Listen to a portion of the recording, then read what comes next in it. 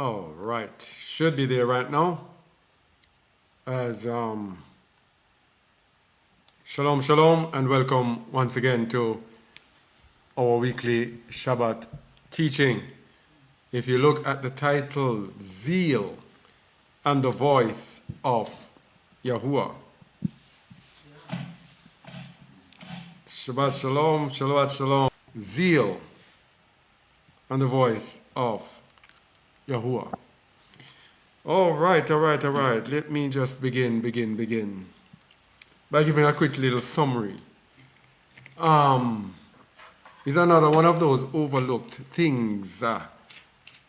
Zeal.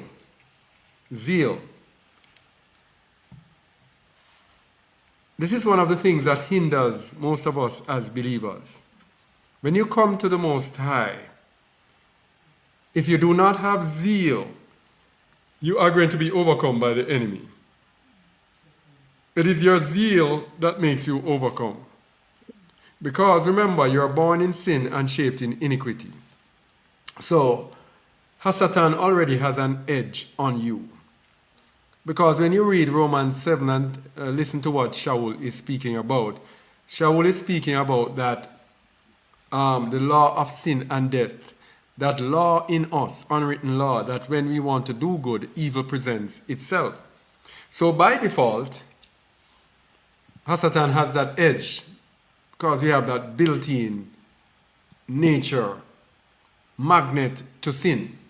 So it is very easy for us to sin. So to overcome, we have to now have something extra.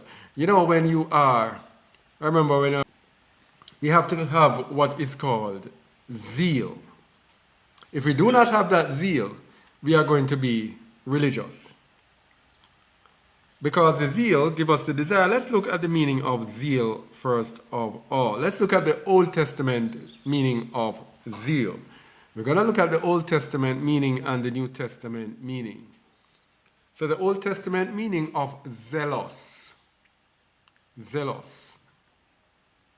87065. It means to envy, be jealous, be envious, be jealous of, be envious of, to be zealous for, to excite to jealous anger, to provoke to jealous anger, to cause jealousy. And of course, the Strong's is a similar thing. The Old Testament rendering of zealous is that jealousy for the voice or the way or the will of YAHUAH. Can you turn on the outside light, please? It's that jealousy.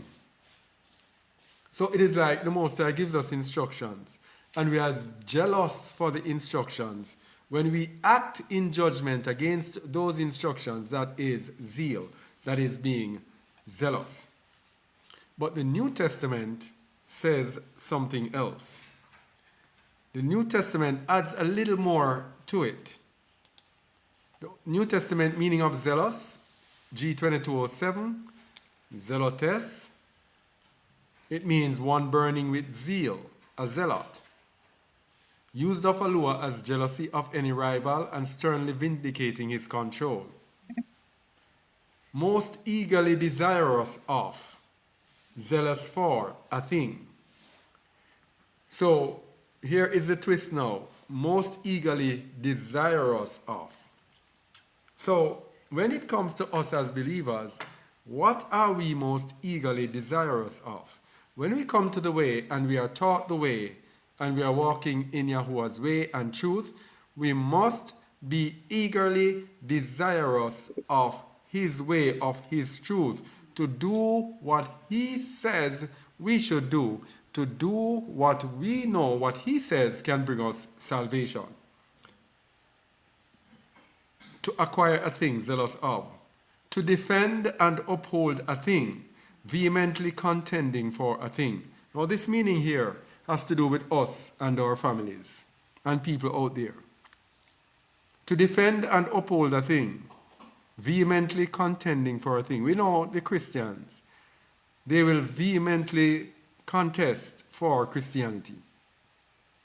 Kill them, JC, and the Trinity and all of that, they will vehemently contend for it.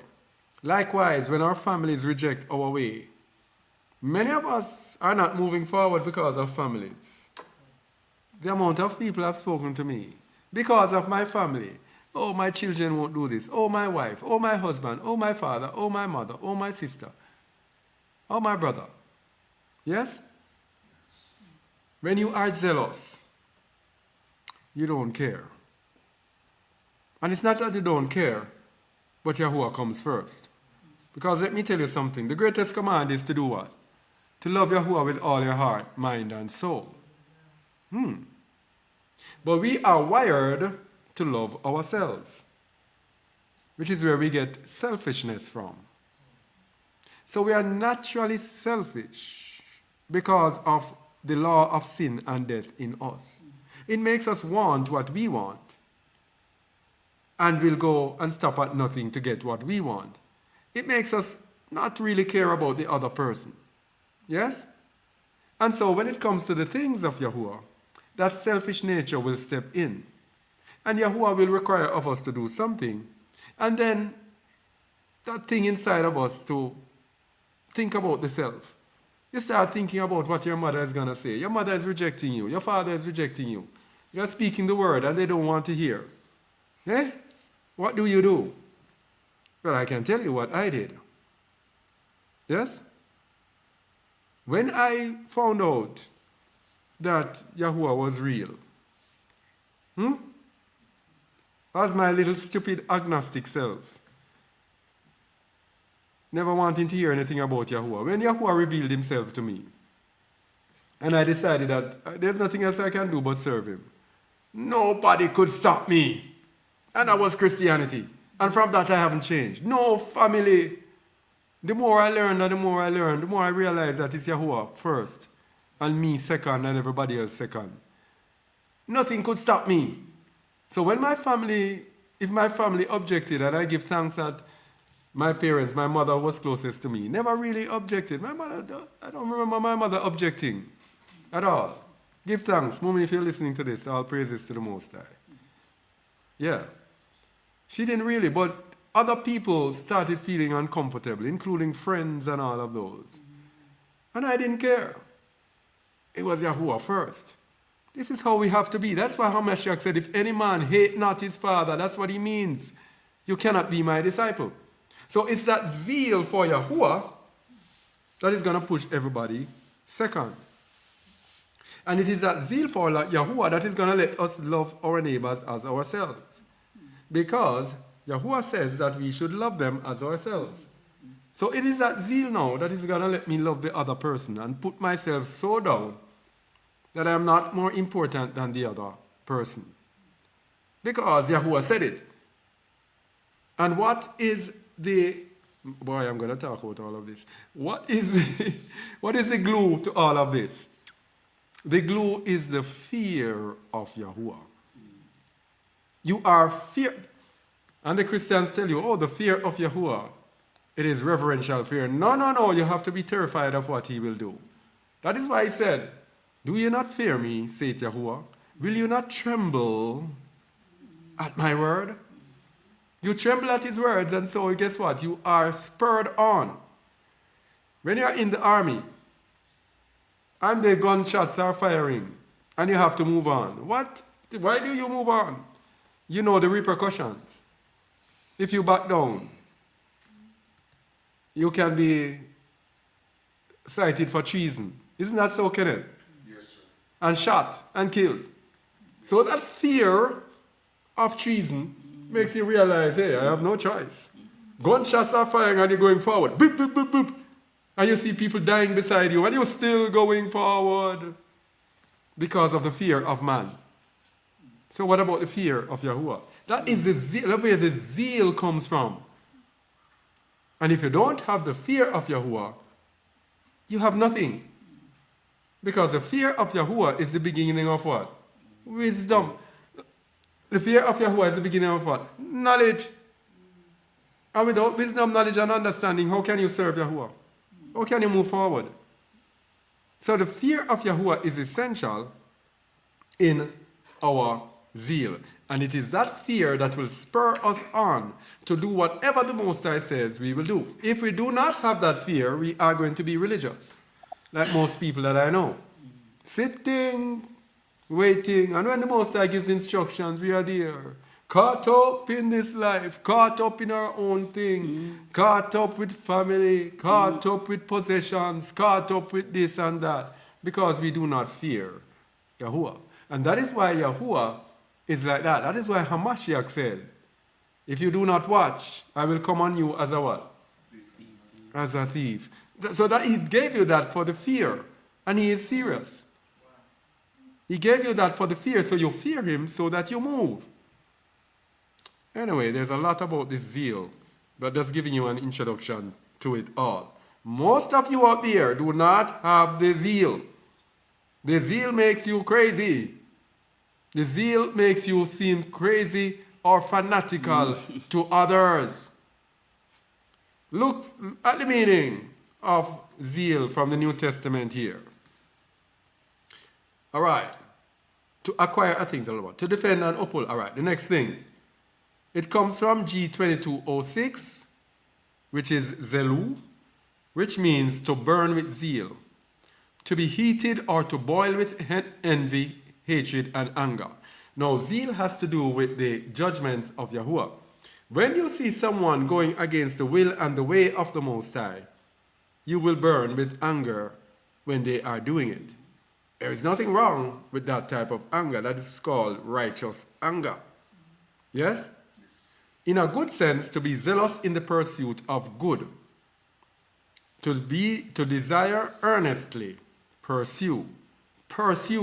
When the Most High gives us something to do, we will desire it earnestly. We will pursue it. Yeah? Yes.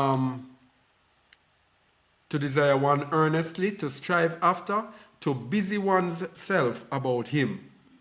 That our whole life is entwined with, you see, denying self. How can your whole life be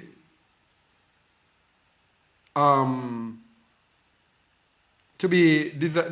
you desire him earnestly with your whole life if you do not desire yourself? If you don't deny yourself. If you don't deny yourself, other desires are going to come in and move you away from the way and the will of the Most High. To exert oneself for one, that he may not be torn from me. So when we as teachers are zealous, we have to zealously go after the sheep who might be going astray. To be the object of the zeal of others, to be zealous, sought after. To be zealously sought after. So largely the zeal there means this impetus. And we're going to look at the synonyms of zeal. To understand what zeal is. Synonyms of zealous. Fervent. Ardent. It means pressing, pushing. Enthusiastic. When the Most High says a word and you are zealous, you're going to be enthusiastic to do it. Enthusiastic. You see, all these people, I want you to consider flee out of the midst of Babylon and judge yourselves right now. If you have zeal. Because some of us has been listening to this command and this instruction for years. Where is the zeal? Where is the enthusiasm?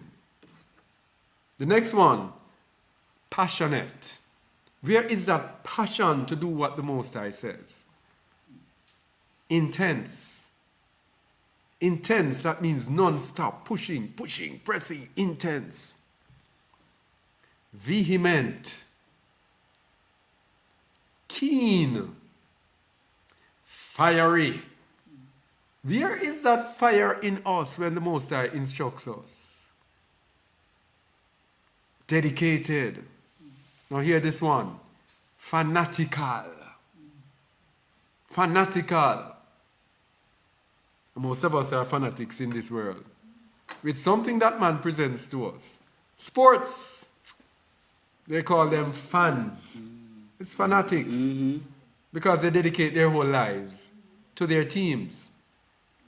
Yes? When their team is playing, they have on their team shirt and they go together and they have a go with their friends and they watch the game and they and after the game they go and they argue and they quarrel with people about it. And when the game is not playing, they have on the gears of the team. Fanatics. But yet still, when it comes to Yahuwah, how many of us are fanatics? Let me tell you something. See, fleeing out of the midst of Babylon, you better be a fanatic. If you're not, it doesn't make any sense you flee. Right now, where we are at Nazareth, it's a bunch of fanatics that are here. Only those remain. Everybody else is weeded out, I'm telling you. Everybody else is weeded out. You have to be fanatic. Now look at the antonyms now, the opposite. Contrary to zeal. Dispassionate. You don't have any passion. These are people who sit in church and just go through the routine. Okay, I'm going to church. And they go and they sing. And the pastor said, okay, the reading for today is such, and they go, and they open their Bibles and they read it. And then the pastor goes, and then after that they sing. And after that they meet each other and they greet each other. And then they go home. The same way they came. Same way they left. Same way they went home. Yes, some of them might have a little thing. Oh, it was a great sermon today.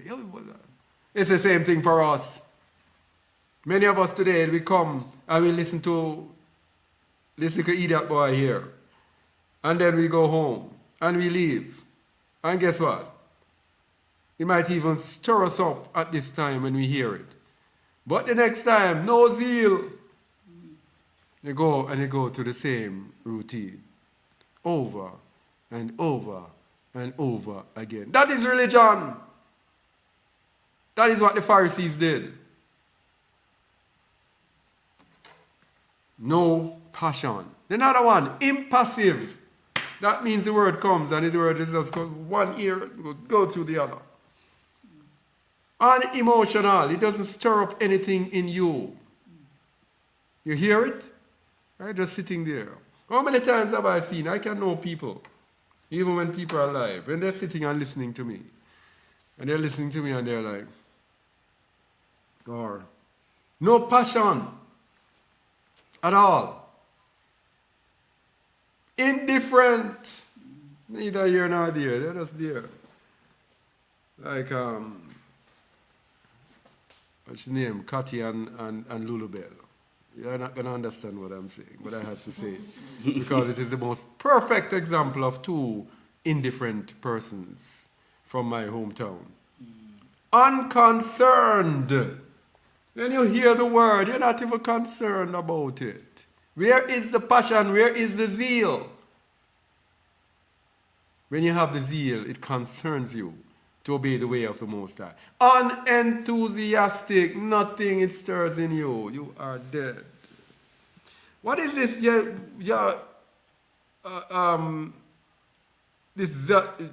gotta be sure. You talk too much, man. Every week you come YHWH, and you're just talking over the teaching.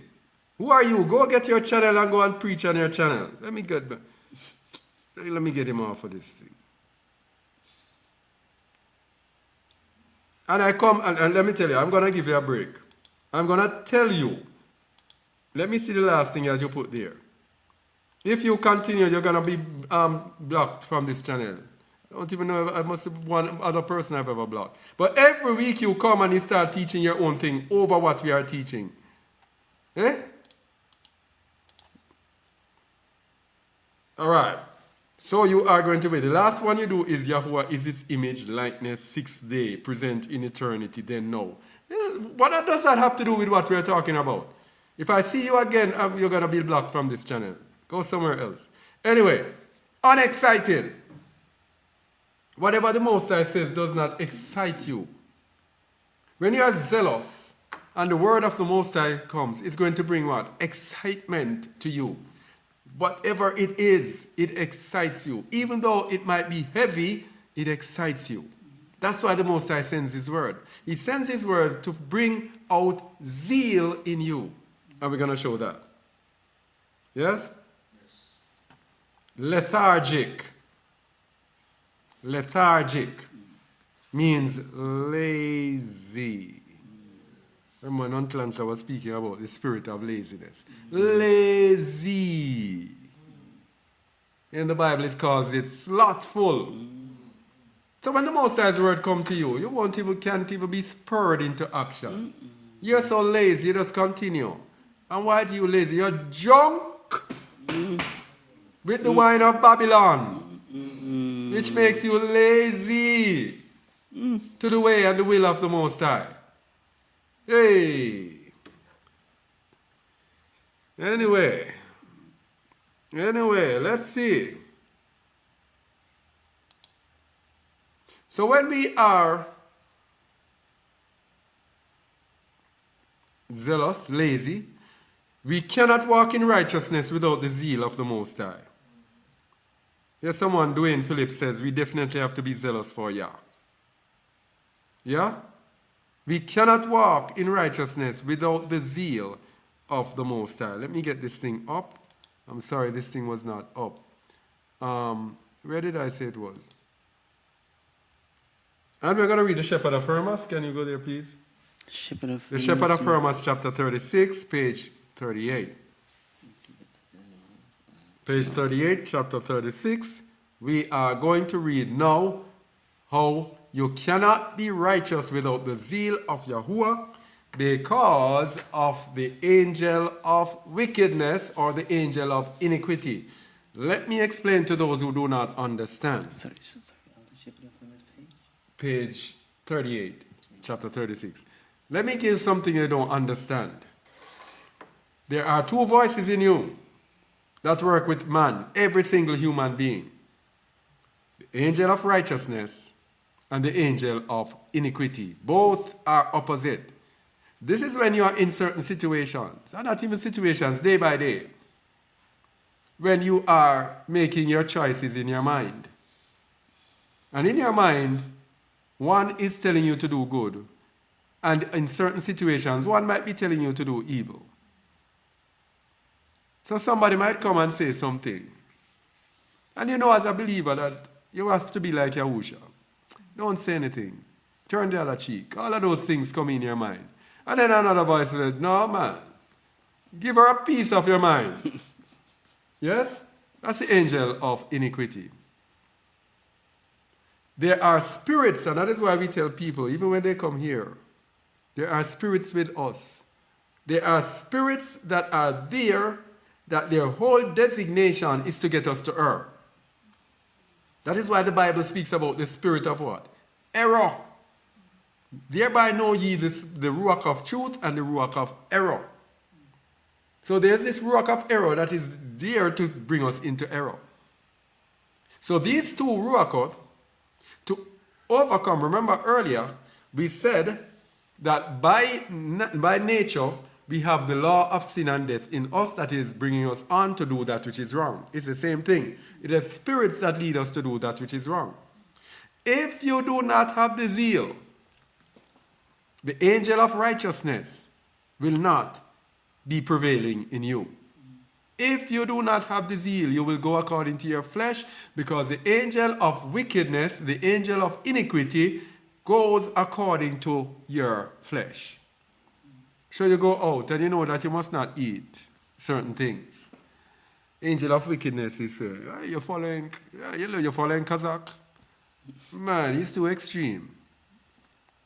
Man, don't follow him. If you eat this thing, everything is good. Kazakh. Bam, you eat it. Bam, you sin. That's what I'm talking about. But when you have the zeal, you're going to say, The Most High spoke through his servant and said, we must not eat this. If I do not eat it, I'm not going to die. But if I eat it, what if he is correct? Then I would have sinned. No, I'm not going to do it. That is the zeal of YAHUAH. Because you have the fear of YAHUAH, so you do not want to sin, that means the zeal is going to drive you to do that which is right. But you don't have the fear of Yahuwah. The angel of wickedness is, nothing is going to happen. You don't even care because you don't fear Yahuwah. And you don't fear his judgment. Yes? Let's continue. Now here, he said. Now hear, he said, about faith. There are two angels with a person, one of righteousness and one of wickedness. So how, sir, I said, will I recognize their workings, even that both angels live with me? Listen, he said, and you will understand them. The angel of righteousness is sensitive and modest and gentle and tranquil. When this one enters your heart, immediately he talks with you about righteousness, about purity, about holiness, about contentment, about every righteous deed, and about every glorious virtue. So when the angel of righteousness speaks to you, it's about everything that is good. It's about walking in the way of righteousness. Yeah? It's a battle. It's about walking in the way of righteousness. About purity, about holiness, about contentment, about every righteous deed, and about every glorious virtue. Continue. Whenever all these things enter your heart, you know that the angel of righteousness is with you. These then are the works of the angel of righteousness. So trust him and his works. You know the funny thing about the angel of righteousness, sometimes the things that he tells you to do are hard. Very hard and challenging. And you want, and I've experienced this many times, you want the easier route. And that is when we get tricked. Yes? Continue. Now, observe the works of the angel of wickedness. First of all, he is ill-tempered and bitter and senseless, and his works are evil, tearing down Yahuwah's servants. All right. Tearing down Yahuwah's servant. Every form of evil, that is the angel of wickedness. Continue. So, whenever this one enters your heart, recognize him by his works. But I do not know, sir, I said, how to recognize him. Listen, he said. When some angry, temperamental outburst or bitterness comes over you, recognize that he is in you. All right, so that's why we said, the Bible says, anger worketh not the righteousness of YAHUAH. Anger, that thing there, anger. And that is why I tell people, which I will always be telling people here, please resolve in yourself never to get angry again. So when you feel anger coming on, you have to say within yourself, no, I'm not going to get angry. No matter what. Because anger does not work righteousness. Okay? The only anger that works righteousness is righteous anger. And that anger does not come with bitterness. It comes with a desire to see the will of the Most High done. Continue. Then comes a desire for much business. Oh, stop there now. You see this angel here now? You see this angel? The desire for much business. These are the people who cannot leave their carnal desires and the worldly desires. And look what it comes with again. And extravagant kinds of food and drink. You see? It cannot be said. You see why?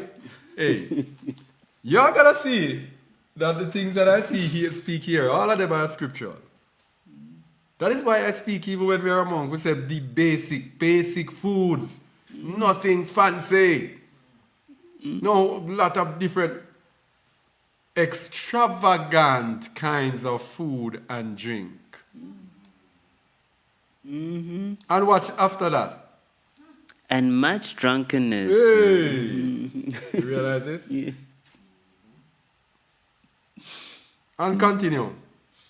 And various kinds of unnecessary luxuries. You see? You see why I tell you when you are here, you have to be base. This is right. Oh, you're in righteousness. Even if you have the ability to live luxurious and you know what? Have the ability to live luxurious, you have to be willing to put it aside. To put it aside. You see why? Yeah. You see? Seriously. Continue. And the desire for woman. You see it? The desire for women. That is why Apostle Shaul, when he was speaking, he says, I wish that everyone was like me. But if you're burning, marry. What do the Hebrew Israelites say? Multiple wives. The desire for women. You see? Yes. You see, that is the devil that's leading them with this multiple wives thing. Yes. Because they are finding a loophole in the Bible of something that was prophesied.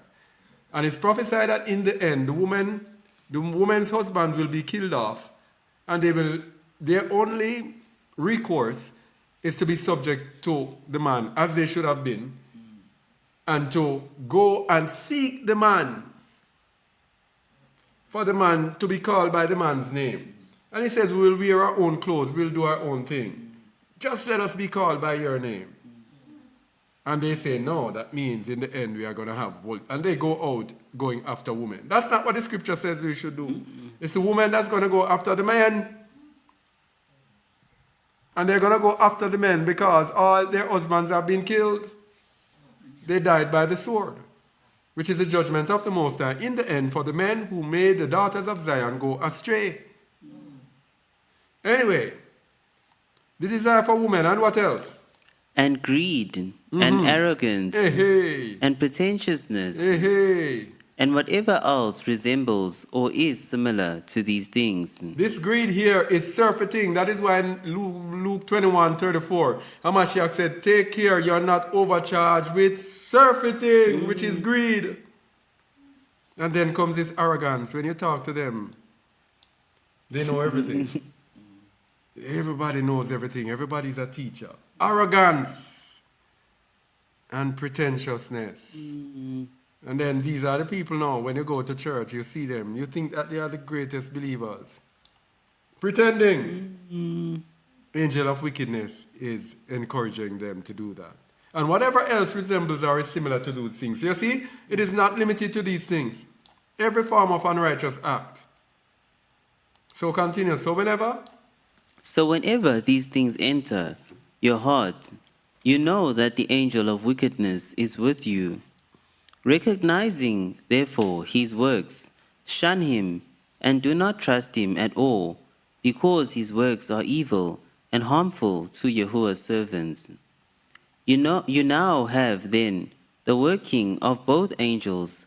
Understand them and trust the angel of righteousness, but shun the angel of wickedness, because his teaching is evil in every respect. continue. For if there should be an extremely faithful man, and the thoughts of that angel should enter his heart, that man or woman must inevitably commit some sin. That is a very powerful verse there. Whew. Must. Inevitably. It didn't say might. Must. Verse 8. On the other hand, if there should be an extremely sinful man or woman, and the works of the angel of righteousness should enter his or her heart, of necessity, that person must do something good. You see then, he said, that it is good to follow the angel of righteousness, but shun the angel of wickedness. All right. So this is zeal now.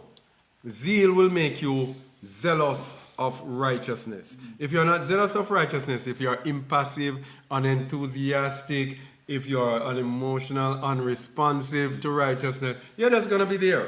And the agent of iniquity is just going to get you to do. Continue to sin. You have to be zealous for righteousness. And when you're zealous for righteousness, when the thought of evil comes in you, you will reject it. Verse, continue. This commandment explains the things about faith. And this has to do with emunah, by the way. I forgot to speak about that. It has to do with emunah. So emunah is shaken. And the angel of iniquity, a lot of times with faith, they work through others. So when you are there strong in your emanah, somebody comes and tells you something, bam, it is like somebody just hit you in your stomach without your abdominals crunched. So you're gonna lose all the air. Yes? The angel of wickedness works through others to speak to you and weaken your emanah. Continue. This commandment explains the things about faith, in order that you may trust the works of the angel of righteousness, and that doing them you may live to YAHUAH.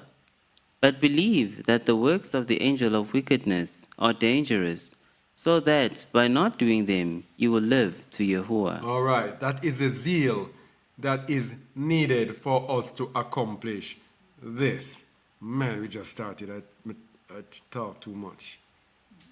All right, so the Most High's love of our zeal towards His righteousness.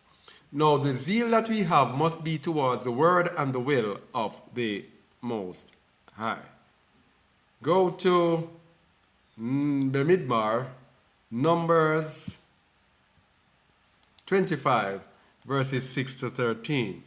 The love of our zeal towards His righteousness. Sometimes the zeal that we have might show up itself in strange ways, in which a man would say, boy, no, that is unrighteousness. But to the Most High, it is righteousness. Numbers 25, 6.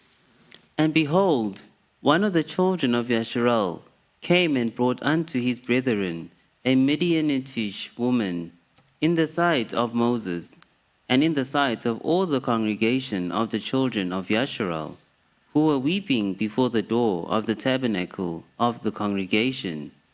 And when Phinehas the son of Eleazar, the son of Aaron the priest, saw it, he rose up from among the congregation, and took a javelin in his hand.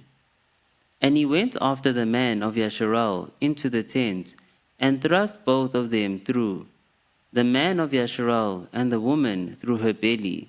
So the plague was stayed from the children of Yasharal. And those that died in the plague were 24,000. So these people, the Midianites, had come and lured the children of Yasharal to go a whoring after the Midianite woman. And the Israelites were so blinded, they became so brazen, bringing in the Midianites into their tents like it is nothing. And Phinehas got angry because Phinehas knew that it was a sin. And he thrust both of them through with his javelin.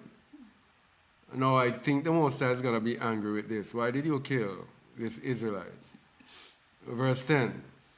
And YAHUAH spake unto Moshe, saying, Phinehas the son of Eleazar, the son of Aaron the priest, hath turned my wrath away from the children of Yasharal, while he was zealous for my sake among them, that I consumed not the children of Yasharal in my jealousy. So if I thought that the Most High would be angry with him, it's the opposite. The Most High was telling Moses about how well Phinehas had done, because he turned away the wrath of YAHUAH. Continue. Wherefore say, Behold, I give unto him my covenant of peace. So whenever we express the zeal of YAHUAH, YAHUAH rewards us. If not now, in the time to come. We will be rewarded for our zeal. He gave him a covenant of peace. Verse 13. And he shall have it, and his seed after him. So, I think Phinehas's line was the Zadokites came from his line. I think so. And his seed after him. Yes, because of what he did. Not only him, his seed right on through every generation. Because of the zeal that he expressed. Continue.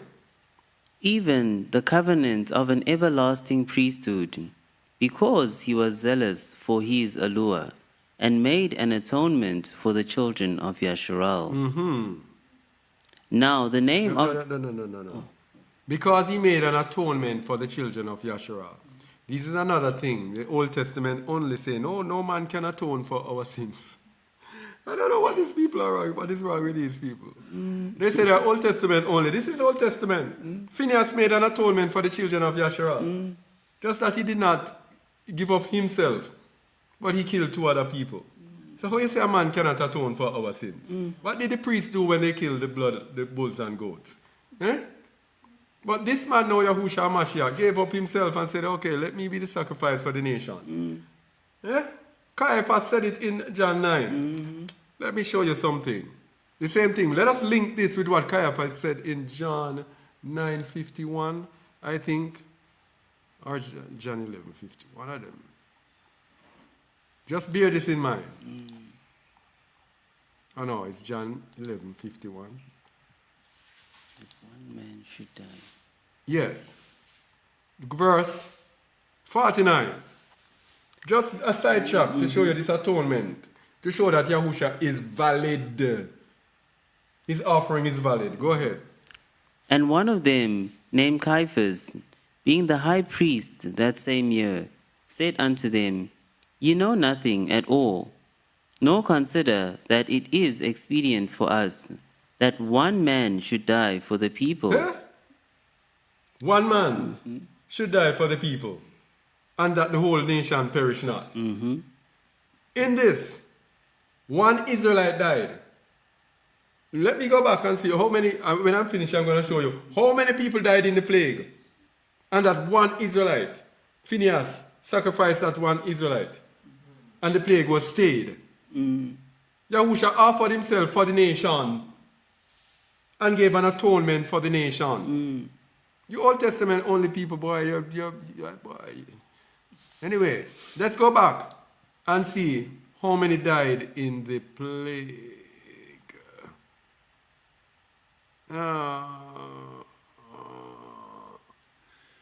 No, I don't see it here. Let me see if I can find it here. 20 and 4,000. You see it? Yes. Which verse? 9. Verse 9. And those that died in the plague were 20 and 4. 24,000 Israelites died. And Phineas killed one Israelite and the plague was stayed. That's Yahusha. The whole nation was to perish. And he offered up himself for the nation, so that the nation perish not. This thing is, the internet is not going good. Anyway, that was a side note. So the Most High loves our zeal. And the zeal might not always look nice as we think it does. Okay? Now, let us understand a little about zeal. Because there are people now who are going to be run and be zealous and do all sorts of foolishness, thinking it's going to please the Most High. We can be unrighteous and still have the zeal of YAHUAH. Listen now carefully. Zeal, having the zeal does not justify us. We can be unrighteous and have the zeal of YAHUAH to execute YAHUAH's will, but still be unrighteous. But we will pay for our unrighteousness. You understand? You do something righteous, but you yourself are unrighteous. Don't think that that righteous act is going to save you. Because that is what? Works. We are not saved by works. We are saved by emunah, which leads us to good works. But primarily the works does not come first. It is the emunah. And when you have emunah, then your heart is going to be soft. And you're going to walk as Yahusha walked. Let's go to 2 Kings 10, verses 15 to 17 to illustrate what we're talking about. 2 Kings, hold on please. 10, 15 to 17, and then we are going to go to 29 to 33. Go ahead, please. And when he was departed thence, This is speaking about Yahu or Jehu as they have it here. he lighted on Jehonadab the son of Rechab, coming to meet him. And he saluted him, and said to him, Is thine heart right, as my heart is with thine heart? And Jehonadab answered, It is. If it be, give me thine hand. And he gave him his hand, and he took him up to him into the chariot. And he said, Come with me, and see my zeal for YAHUAH. And see my what? My zeal for YAHUAH. Let's see what's going to come with this. So they made him ride in his chariot.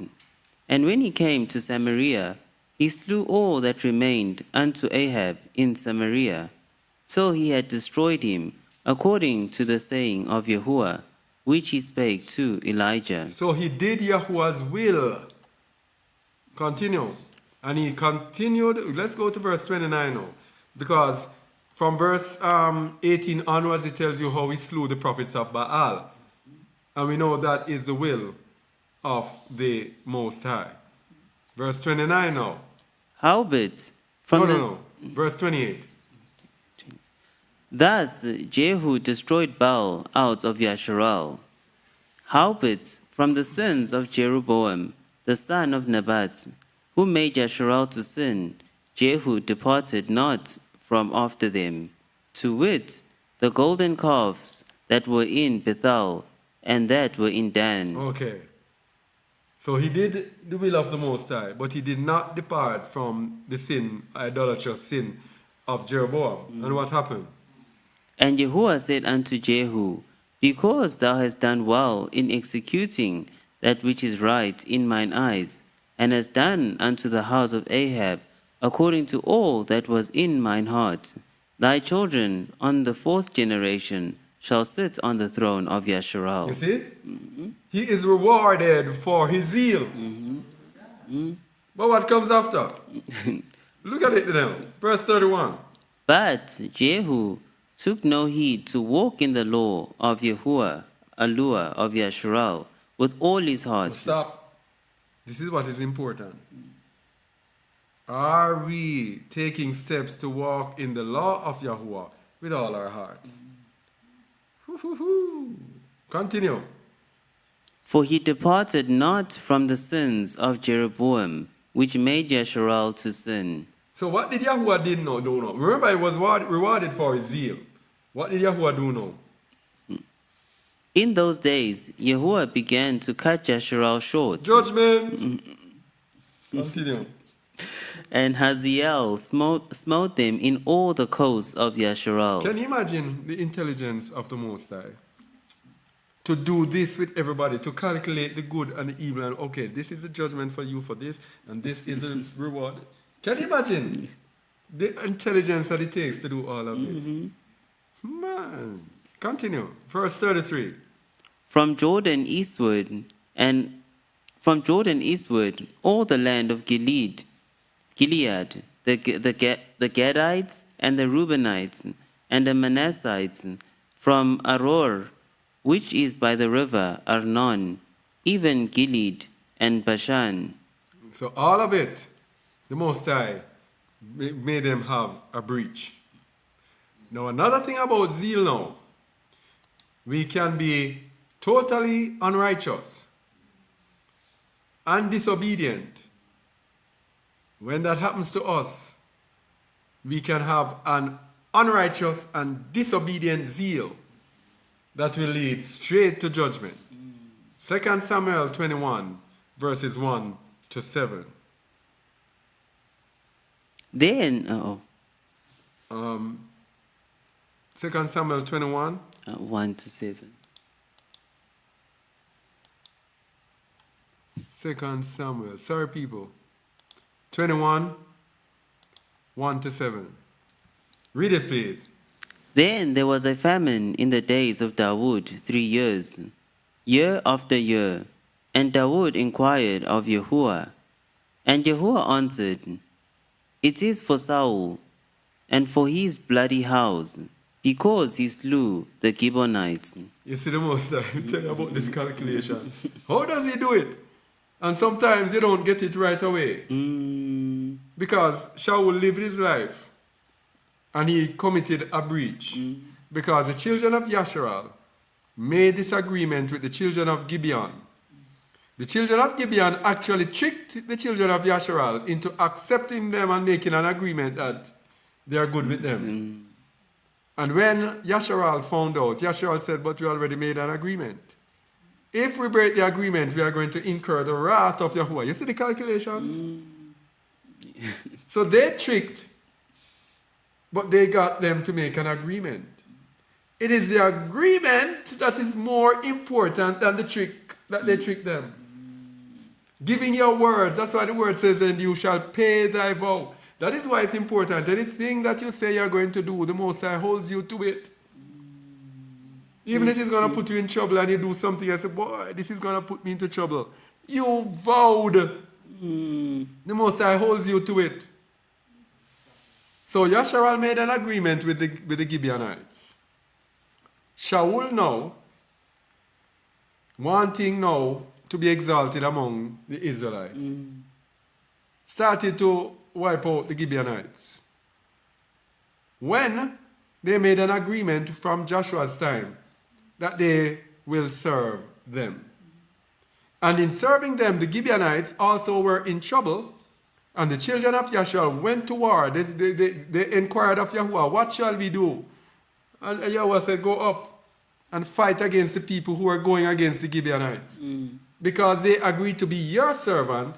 So if you are the servant of Yahuwah, Yahuwah is going to protect you. And that is why I am not afraid to serve Yahuwah. Because I'm under his protection. I do not fear man. So the Most High sent the Israelites to protect the Gibeonites. And in the end, Saul said, no, I'm going to wipe them out. And what happened? Years after, the Most High sent a famine. During the time of David. You cannot understand Yahuwah. You cannot. During the time of David, Saul is long gone. And when David asks, he says it is for Saul. So let me show you something now. Whenever we as leaders act, we act for the nation.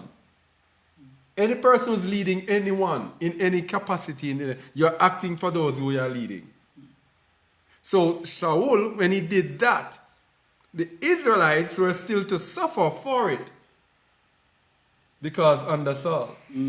So you cannot allow your leader to lead you into righteousness. That is why it says, shall the blind lead the blind? Shall they not both fall in a ditch?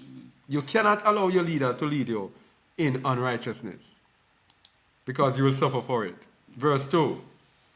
And the king called the Gibeonites and said unto them, Now the Gibeonites were not of the children of Yasharal, but of the remnant of the Amorites.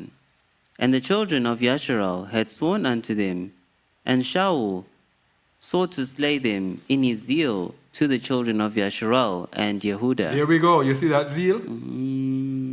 It wasn't the zeal for Yahuwah. If it was the zeal for Yahuwah, he would protect the Gibeonites. But in his zeal to the children of Yasharal and Judah to impress them, he attacked the weak. Because the Gibeonites were weak, they were just their servants, they were just there, serving them, the hewers of wood and jars of water. And you're killing them to impress man. Think about it. What are we doing that is impressing man? Are we impressing the Most High or are we impressing man? Continue. Wherefore Dawood said unto the Gibeonites, What shall I do for you? And wherewith shall I make the atonement, that ye may bless the inheritance of Yahuwah? And the Gibeonites said... Here we have atonement again. I don't know why the Most High is bringing it. David is going to make the atonement. And let's see how David is going to make the atonement. Verse 4. And the Gibeonites said unto him, We will have no silver, no gold of Shaul, nor of his house. Neither for us shalt thou kill any man in Yasharal. And he said, What ye shall say, what will I do for you? And they answered the king, The man that consumed us, and that devised against us that we should be destroyed from remaining in any of the coasts of Yasharal. Let 7 men of his sons be delivered unto us, and we will hang them up unto Yahuwah in Gibeah of Shaul, whom Yahuwah did choose. Man. And the king said, I will give them. Man, hang them up unto Yahuwah.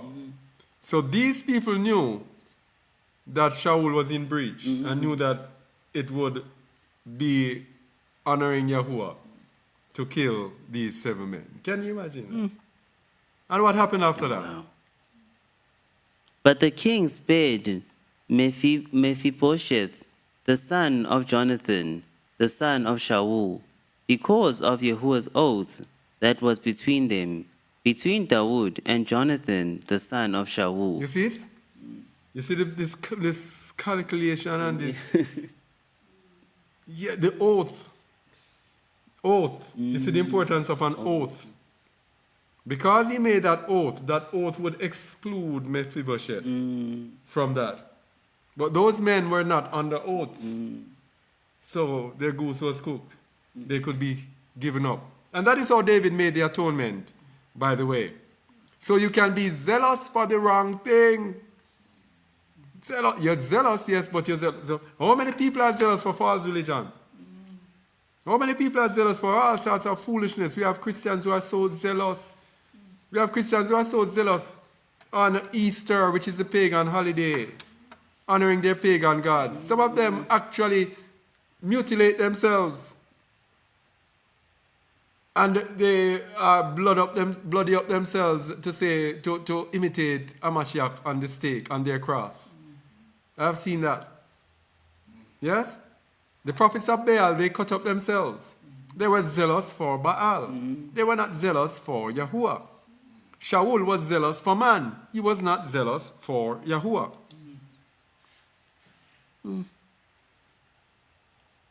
So, let's look at Yahusha's righteous zeal. John 2, 13 to 17. No. I need this one. Evil, oppression, zeal, judgment, salvation, and Hamashiach. We're going to show how Hamashiach and zeal connects to us and zeal.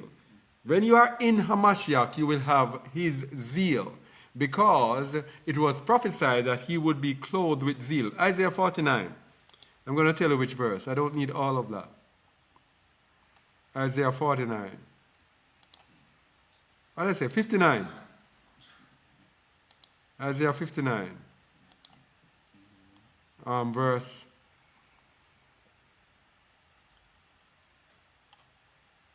13. He's speaking about Yasharal. Start at 12. For our transgressions are multiplied before thee, and our sins testify against us. For our transgressions are with us, and as for our iniquities, we know them. In transgressing and lying against Yahuwah, and departing away from our allure, speaking oppression and revolt, conceiving and uttering from the heart words of falsehood. See how many things we do when we are not zealous? Continue. And judgment is turned away backward, and justice standeth afar off. For truth is fallen in the street, and equity cannot enter. Yea, truth faileth, and he that departeth from evil maketh himself a prey. And Yahuwah saw it, and it displeased him that there was no judgment. No judgment. The zeal is required for judgment, yes, for us to go through Yahuwah's judgment. Verse 16. And he saw that there was no man, and wondered that there was no intercessor. Therefore his arm brought salvation unto him, and his righteousness, it sustained him. Yahusha Hamashiach, continue. For he put on righteousness as a breastplate, and a helmet of salvation upon his head. And he put on the garments of vengeance for clothing, and was clad with zeal as a cloak. This is why Hamashiach was able to do all the things that he did. He was clad with zeal as a cloak. If you look on this thing, breastplate, helmet, garment, and then the cloak of zeal over him, covered him. That means the zeal protects him. When you're cold, the cloak is the one you're there in your normal clothes. You put on a cloak as that thing to keep you warm, the final thing that perfects your clothing. So that zeal is needed for us people. We need zeal as a cloak. So that every decision we make, everything that we do, the zeal is there with us. So that the angel of wickedness cannot lead us to do unrighteousness. Zeal. Continue. According to their deeds, accordingly he will repay. Fury to his adversaries, recompense to his enemies. To the islands he will repay recompense. Now, zeal is connected to judgment. Because he was zealous, he will accomplish his zeal. Phineas was zealous, and Phineas' zeal recompensed the enemies, in effect. Yes? Likewise, Hamashiach. It's the zeal of Hamashiach that is going to make him do all of these things, to repay his enemies, fury to his adversaries, etc. Verse 19. So shall they fear the name of YAHUAH from the west, and his glory from the rising of the sun. When the enemy shall come in like a flood, the Spirit of YAHUAH shall lift up a standard against him. Hey, the enemy cannot prevail. And for us, it's the same thing. How can the enemy prevail against us when we have the zeal of Yahuwah? When we have the zeal of Hamashiach? When we are clothed with zeal as a cloak? Cannot. So those of us who are dead believers, hey, sleeping believers, believers who will not hear the word of Yahuwah. Think. Verse 20. And the Redeemer shall come to Zion, and unto them that are turned from transgression in Jacob, saith Yahuwah. You see who the Redeemer will come to? Unto them that turn from transgression in Jacob. It's the people who turn from sin. And how do you turn from sin except you have the zeal of Yahuwah? Verse 21. As for me, this is my covenant with them, saith Yahuwah.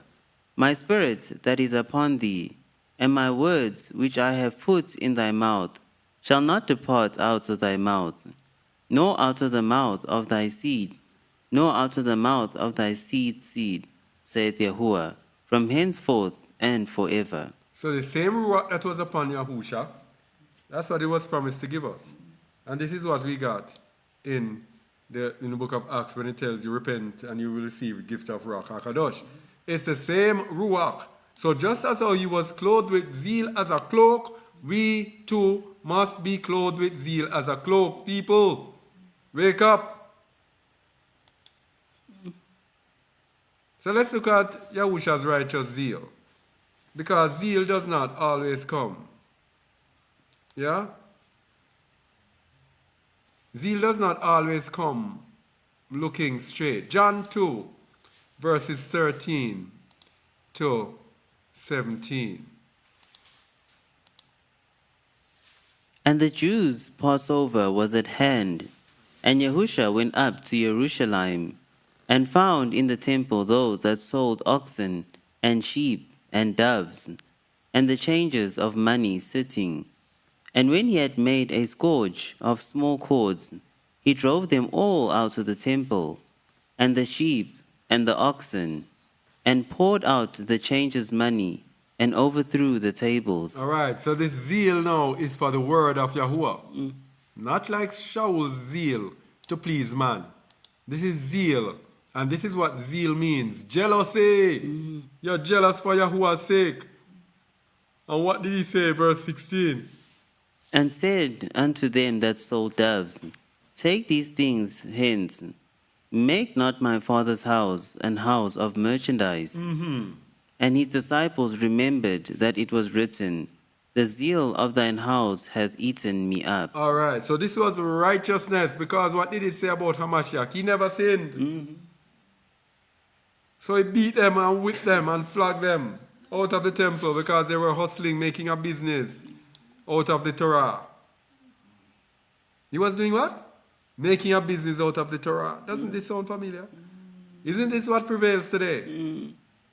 So you might not have a Yahusha that is whipping you, but you're gonna get your whipping. Making merchandise. Let me get this thing going. Making merchandise out of what is this thing? Yeah, making merchandise out of the word of the Most High. So it's about Yahusha. And when we are purified in Yahusha, our zeal must lead us to good works. Our zeal must lead us. Titus 2, 11 to 15. Our zeal must lead us to good works. 11.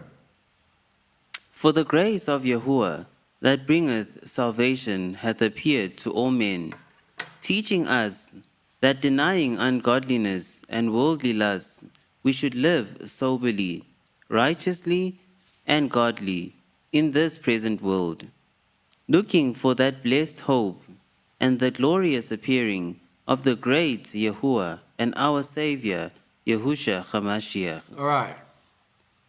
So,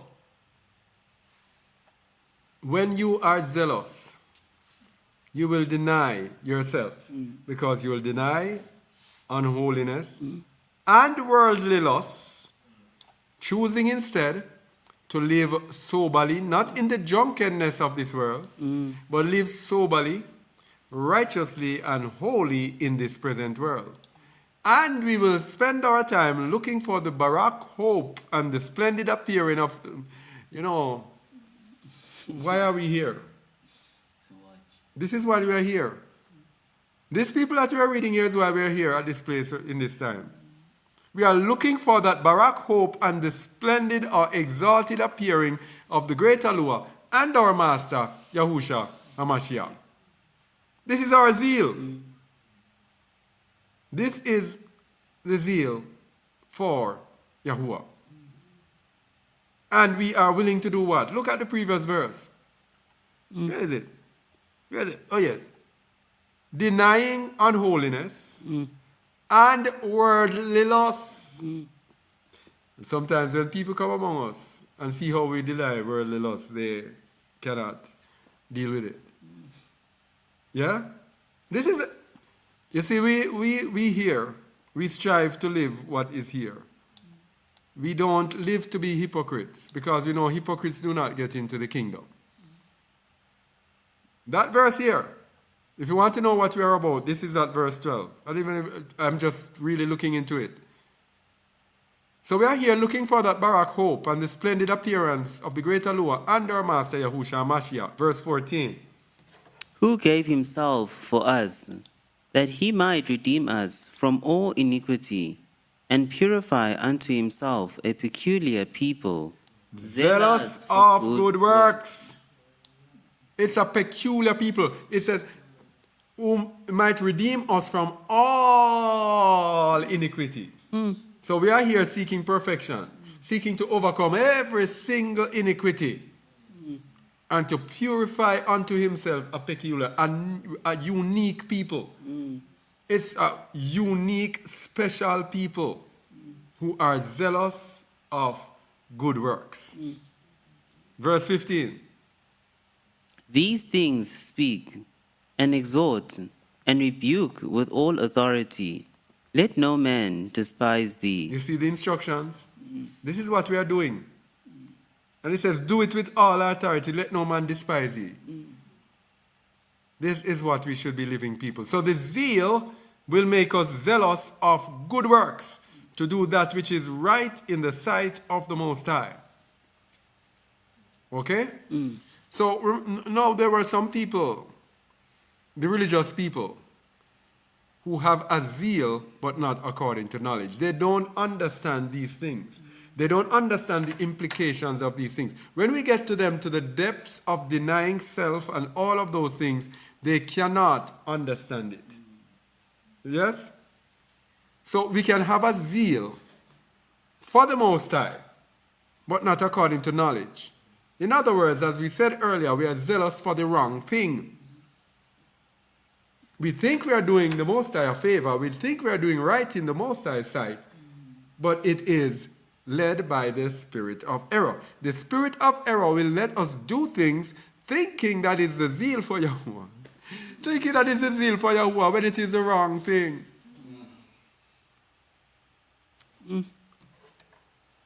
Look here. Romans 10, verse 1 to 3. Brethren, my heart's desire and prayer to Yahuwah for Yasharal is that they might be saved. For I bear them record that they have a zeal of YAHUAH, but not according to knowledge.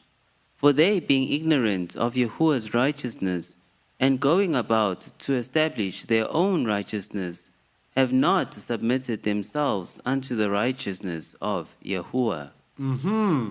Have not submitted themselves unto the righteousness of Yahuwah. So they being ignorant of Yahuwah's righteousness, because they have a zeal of Yahuwah but not according to knowledge. They don't have the understanding as to what is righteousness. That is what is happening on the internet today. Some people feel that it is righteousness to know the name of the Most High. Some people feel that it is righteousness to be in some Hebrew Israelite camp. Some people feel that it is righteousness to be in Christianity. Some people feel that it is righteousness to do this and to do that and to do that. Some people feel that it is righteousness to know the scripture. Everybody has their own standard of righteousness. Having a zeal for Yahuwah, but not according to knowledge. And so many people are blinded, not understanding, not understanding Yahuwah according to knowledge. So Hosea 4 verse 6, another famous verse. My people are destroyed for lack of knowledge. Go ahead. My people are destroyed for lack of knowledge. Because thou hast rejected knowledge, I will also reject thee, that thou shalt be no priest to me. Seeing thou hast forgotten the law of thy YAHUAH, I will also forget thy children. So if you connect both, Romans 10:2, they have a zeal of YAHUAH, but not according to knowledge. Then Hosea 4 verse 6 says, my people are destroyed for lack of knowledge. So if we have a zeal, and according to the wrong knowledge, then we are already destroyed. So all those people are in religion. You see that religion called Hebrew Israelite? Yeah? They have a zeal. Let me tell you these people, but not according to knowledge. These people will be out on the street, day in, day out, every day, shouting, bring it out! Shouting every day on the street. Yeah? I saw a latest one that they're doing. This rising Christian blind man called Philip Mitchell, blind, he thinks those people in Israel are real Jews. Jesus was a Jew. He was a Jew. It was the Jewish people and the Jewish race. People are so blinded. Hey. So anyway, IUIC went outside the church. And they lined the way coming from the church. It's a huge church. Lined the way coming from the church and harassing the people. Harassing the people, and they form a long line, and the place is narrow, and the people are walking through, and you see the cameras, you see the Christians walking through, holding their heads straight, and they are talking to the Christians. Oh, and the Christians just holding their heads straight. So IUIC, they have a zeal, but not according to knowledge. There is nowhere in the scripture where anything is like that. Nowhere in the scripture. And it doesn't make any sense. That's not how you minister to people. You minister on the road. If people listen, they listen. You don't go to the people place and be aggressively dealing with the people like that. How are they going to listen to you? They just finished listening to their pastor and their belly was full with what they think satisfies them. You're going to be on the street shouting out to them. How is that going to? They have a zeal, but not according to knowledge. And in many, many things, this is just an example, many, many things. You see the Israelites, they are passionate and everything, but it's not according to knowledge. And if it is not according to knowledge, it says, my people are destroyed for lack of problems. Now, seeing thou hast forgotten the law of thy YAHUAH. Now, when we have the wrong zeal, it is not according to the law. So here comes now, we are always from one to the other, Christianity. Because at least the Hebrew Israelites will relate to the law. Christianity reject the law. Seeing thou hast forgotten the law of thy YAHUAH, I will also forget thy children. So as long as you forget the law, that zeal is misplaced. The zeal of YAHUAH has to be according to the Torah, but it has to be according to the knowledge of the application of the law, which is given to us through Yahushua Hamashiach. So we have to have the knowledge of Hamashiach in order to have the zeal of YAHUAH. But so when we are zealous, though, we will not forget the Torah, the law. If we have a zeal but not according to knowledge, we will forget the Torah. If we have a zeal that is according to knowledge, we will not forget the Torah. Acts chapter 21, verse 20. Listen to me carefully, people. This is why the Torah is important. Read it, please. And when they heard it, they glorified the Master, and said unto him, Thou seest, brother, how many thousands of Jews there are which believe, and they are all zealous for the law. Read that last part again. And they are all zealous for the law. Who? There are many? Jews. Thousands of Jews there are which believe. So if you believe in Hamashiach, how can the Christians be saying you believe in Hamashiach and you reject the law? There are many thousands of Jews which believe, and they are all zealous of the law. If you have a knowledge in your zeal to YAHUAH, you are not going to reject the law. You're going to be zealous of the law. So those who have misplaced zeal are going to reject the Torah. Remember, my people are destroyed for Lack of knowledge. lack of knowledge. Because thou hast rejected knowledge, I will also reject thee, that thou shalt be no priest to me. How can you be preaching to people and you reject the Torah? Huh? You cannot be called. None of these Christian pastors are called. As a matter of fact, I'm telling you, I don't even... who can I say in this world that I know and see? Well, maybe I don't see many people who are called by YAHUAH. That's why you have a famine of the word, a whole bunch of people who are teaching lies. When you go into the depths of these scriptures, they tell you and let you know who is false. It says, look, because thou hast rejected knowledge, I will also reject thee, that thou shalt be no priest to me. Seeing thou hast forgotten the law of thy YAHUAH, I will also forget thy children. Therefore, if you forget the law of the YAHUAH, you cannot be a priest to YAHUAH.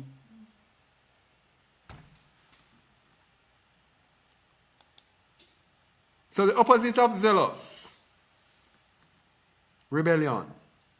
We did it a couple of weeks ago. Rebellious people will not obey. Isaiah 30, verse 8 to 17. Rebellious people will not obey. If you are zealous, you will obey. If you are not zealous, you will disobey. So zeal is equated with rebellion, or the direct contrast of rebellion. Let's look. Everything ties in. Is it 8 to 17 I said? 8 to 17. Read it, please. Bring it out. Bring it out. Go ahead. Now go, write it before them in a tablet, and note it in a book, that it may be for the time to come, forever and ever, that this is a rebellious people, Lying children. children that will not hear the law of YAHUAH. Stop. Remember, zeal is equated with being zealous for the law.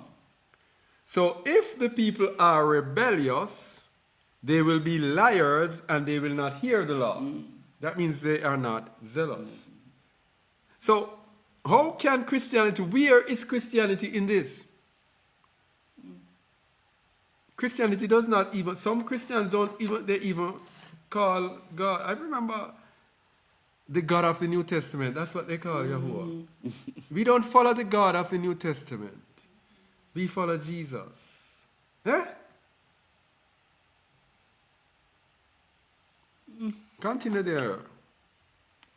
Which say to the seers, See not, and to the prophets, Prophesy not unto us right things. Speak unto us smooth things. Prophesy deceits. These are people who find it hard to listen to us, because the words that we speak are so hard. And even if they come among us, they don't stay long, because it's very uncomfortable if you are not seeking righteousness. If you are not denied yourself, people. It's hard to come among us if you have not denied yourself. I'm going to tell you the truth. You see the words that are written in this book? You see this thing here? You see me here sitting here now? Let me just tell you the truth. You see me here sitting here? My whole attention is not to be a hypocrite. So all the things that you hear me speaking, when you come here, or if you are to come among us, it is living these words. It's not religion like you're used to. When you go and you sit and you hear what pastor says, and then you go and you live your own life. When you hear and we speak this, we endeavor to live the exact things that they're saying here. We endeavor to live like the apostles. That's what we're called to do, because our hearts are focused on Zion. If you're not like that, you're going to find it very uncomfortable. You're not going to stay here long. 1 week. 7 days is what the Most High is giving. Within 7 days, you're gone. And it's not because we're evil and you're wicked. It's because we're seeking righteousness. And we live a standard of righteousness. And we expect anyone who comes among us to do the same. And we cannot be among people who do not strive for 100% perfection. Hamashiach said in Matthew 5:48, Be ye therefore perfect, even as your Father which is in heaven is perfect. So that is what we strive for. Verse 10 again, please. Which say to the seers, See not, and to the prophets, Prophesy not unto us right things. Speak unto us smooth things. Prophesy deceits. Get you out of the way. Turn aside out of the path. Cause the Holy One of Yasharal to cease from being from before us. To cease from before us. If you don't have the zeal, this is what you're going to have. So if you don't have the zeal, don't come among us, please. I'm telling you. 7 days. 7 days. Trust me when I say 7 days. Continue, please. Wherefore, thus saith the Holy One of Yasharal, because ye despise this word, and trust in oppression, and perverseness, and stay thereon. Because you don't have the zeal.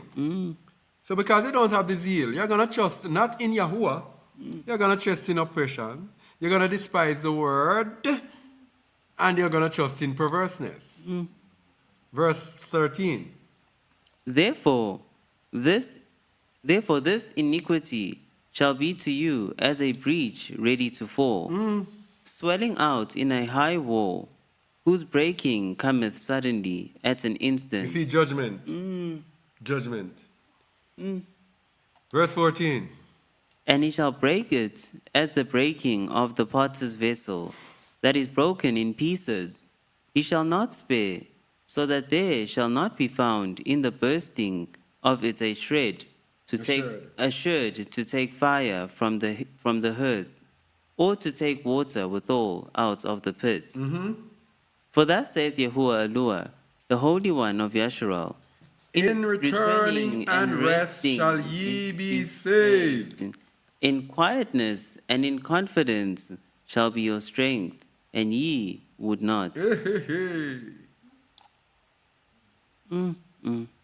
So the Most High shows you your rest. And he says, you would not. But ye said, verse 16. But ye said, No. No. No. For we will flee upon horses, therefore shall ye flee, and we will ride upon the swift, therefore shall they that pursue you be swift. 1,000 shall flee at the rebuke of one, at the rebuke of 5 shall ye flee, till ye be left as a beacon upon the top of a mountain, and as an ensign on an hill. All right, so these are those now. But the Most High promised that He'll be gracious to a remnant, yeah, as it continues. But these are those who do not want to hear the word of Yahuwah, do not want to hear the truth, nor walk in His truth. Okay? You know, our sister here said something. She said, when you're out there, let me tell you something, the reality of it. When you're out there, people, why is it like this? Yes, when you're out there and you're here watching us, you're actually doing the what? The theory. You're sitting in your Babylonian house, living your Babylonian life, and you're reading the words and say, yes, it sounds good, yes. But you see, when you come among us, we live the practical. Not the theory only, the theory and the practical, because that is what the Most High has us do. We will be here and we read the morning thing in the morning. Whatever we read in the morning, that is what we do in the day. That is a challenge. So if we are going to suffer persecution, the Most High comes and gives us a thing. Persecution. And we know that we have to look for persecution. During the day, persecution. We live the word. Yes? And in living the word, that is how we are being perfected and being moved. So when you come here, we live the word, and you are not willing and ready to live the word. It's not going to work. 7 days. 7 days. Anyway, our zeal brings great reward. We saw in the time of Phinehas and even with Jehu, there was reward, great reward. We saw Yahushua Hamashiach, great reward. Let's go to 1 Maccabees 2, verse 50 to 64, to get a list of the different rewards that were given for our zeal. 1 Maccabees 2.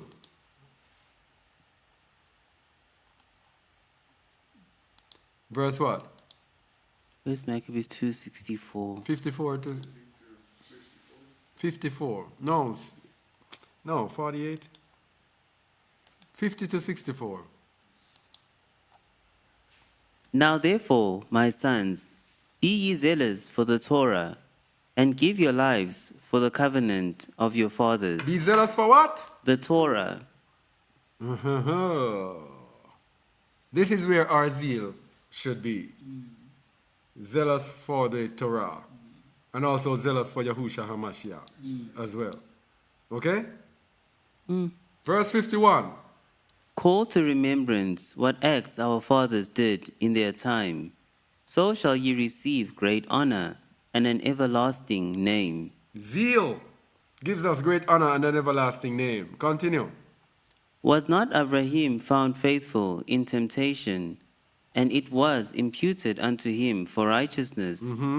Joseph, in the time of his distress, kept the commandment and was made YAHUAH of Yasharal. He was made master of Yasharal. Of Egypt. Of Egypt. So look at the thing here. Zeal comes with trouble. When trouble comes on us, zeal overcomes the trouble. Abraham was faithful in temptation. Abraham's zeal for Yahuwah did not stop him from offering up his son. That's the zeal for Yahuwah over his own life, his own concern. Because he got that child in his old age, in which a man is not supposed to conceive. Where is he going to get another son? You got it in your old age, and you have to give him up. His zeal for Yahuwah made him not think twice. Yosef, in the time of his distress, in prison and everything, he kept the commandments and was made master of Mitzrayim. 54. Phinehas, our father, in being zealous and fervent, obtained the covenant of an everlasting priesthood. Yahusha, for fulfilling the word, was made a judge in Yasharal. Hey. Caleb, for bearing witness before the assembly, received the heritage of the land. So you see all these zeal. Look at Yahusha's zeal, which is Joshua, the son of Nun. He had to fight. Remember, he even had to fight. Son, sit still on Gibeon. He even had to come and ask help from the Most High, commanding the sun to be still. That's how hard his was. Caleb, 10 men bore false witness, and Caleb and Yahusha, the son of Nun, brought forth good witness. Verse 57. Thou would, for being merciful, possess the throne of an everlasting kingdom. Eliyahu, for being zealous and fervent for the Torah, was taken up into heaven. Chanayahu, Azariah, and Mishael, by believing, was saved out of the flame. Daniel, for his innocence, was delivered from the mouth of lions. And thus consider ye throughout all ages, that none that put their trust in him shall be overcome. Up, up, up, up. You see the zeal? The zeal is putting the trust in the Most High. You don't care about anything else that might come. You don't care if your parents want to talk to you again. You don't care if you're going to go live without anything. And many people, when they tell them flee out of the midst of Babylon, the first thing they say, how will I get provision? Well, when I stop working, where will I get provision? You don't care about that. You don't care about anything. Your trust is in YAHUAH. Read verse 61 again, please, sir. And thus consider ye throughout all ages, that none that put their trust in him shall be overcome. 62 now. Fear not then the words of a sinful man, for his glory shall be dung and worm. Hey. You see, verse 61 and 62 is relevant to what we are going through here. You see it? Verse 63 and 64. Today he shall be lifted up, and tomorrow he shall not be found. Oops. You see it? Yes. Oh, man. This is prophetic. Read it again, please. Today he shall be lifted up, and tomorrow he shall not be found, because he is returned into his dust, and his thought is come to nothing. You see it? Read 64. Wherefore, ye my sons, be valiant, and show yourselves men on the behalf of the Torah, for by it shall ye obtain glory. Is it? I never even looked into this to see the implication. This is profound. All praises to the Most High. Hey. And by the way, we're talking about zealous. If you are lukewarm, you cannot be zealous. Most people today are lukewarm. They're just there. You go and they watch the videos and they're there watching and this. No change to their lives. Routine continues. The lukewarm will not be zealous. Revelation 3:14 to 22. Revelation chapter 3. Read it, please. And unto the angel of the church of the The Laodiceans, assembly. of the assembly of the Laodiceans, write, These things saith So be it. the faithful and true witness, the beginning of the creation of YAHUAH. I know thy works, that thou art neither cold nor hot. I would thou wert cold or hot. People, lukewarm is directly correlated to zeal. If you are not ticked when you hear the Most High's word, you just obey it. You have a problem with lukewarm.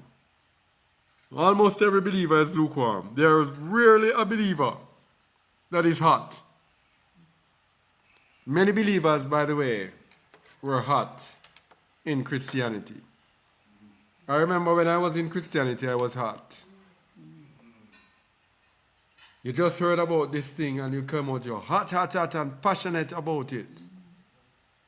But most people, after a while, they become cold and everything becomes a routine. You have to maintain. Zeal enables you to maintain that passion. But if you do not maintain that passion, then you will become cold. You will become lukewarm most of the time. Neither hot nor cold.